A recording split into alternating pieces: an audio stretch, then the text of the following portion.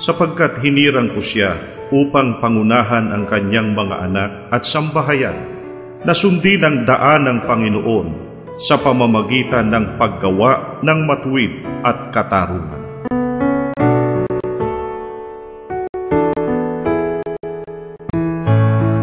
Pinili ko siya upang ipasunod niya sa kanyang lahi ang aking mga utos sa pamamagitan ng paggawa ng matuwid at pagpapairal ng katarungan. Sa gayoy matutupad ko ang aking pangako sa kanya.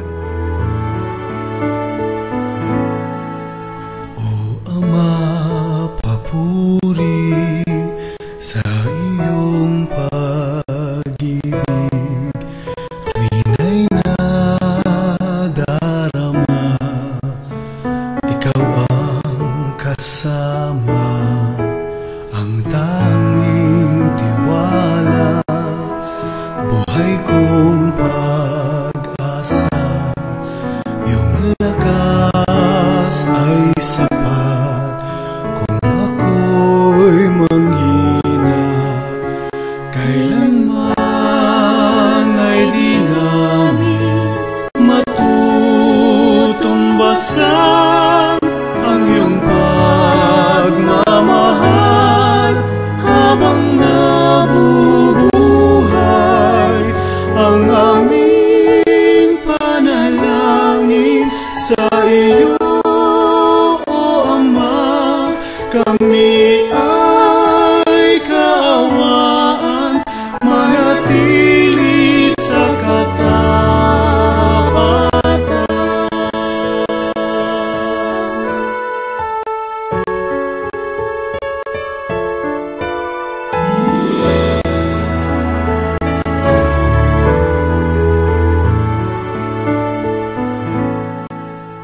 Sino mang hindi kumakalinga sa kanyang mga kamag-anak, lalo na sa sariling pamilya, ay tumatalikod sa pananampalataya at masahol pa sa hindi mananampalataya.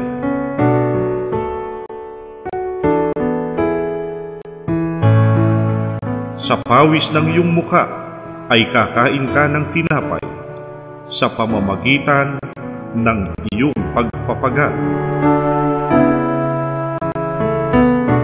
Sa kanya'y mahalaga ang bawat ginagawa, hanggang hating gabi makikitang nagtitiyaga. Ang mga salita ay puspos ng kaalaman at ang turo niya ay pawang katapatan. Sinusubaybayan niyang mabuti ang kanyang sambahayan at hindi tumitigil sa paggawa araw-araw. Bago pa sumikat ang araw, ay inihahanda na ang pagkain ng buo niyang sambahayan, pati na ang gawain ng mga katulong sa bahay. Siya ang sumusubaybay sa mga gawain ng kanyang sambahayan at hindi siya kumakain ng tinapay ng katamaran.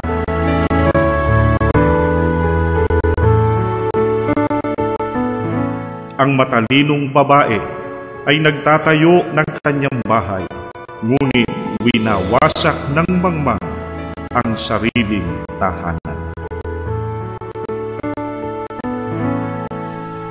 Alaala tuwina, araw na mapalad, sa piling mo, Ama, wala nang pagluha.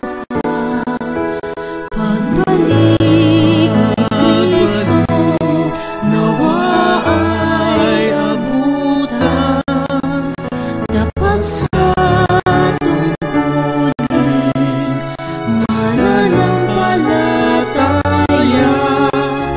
Kailanman ay di namin matutumbasan ang iyong pagmamahal habang nabubuhay. Ang aming panalangin sa iyo,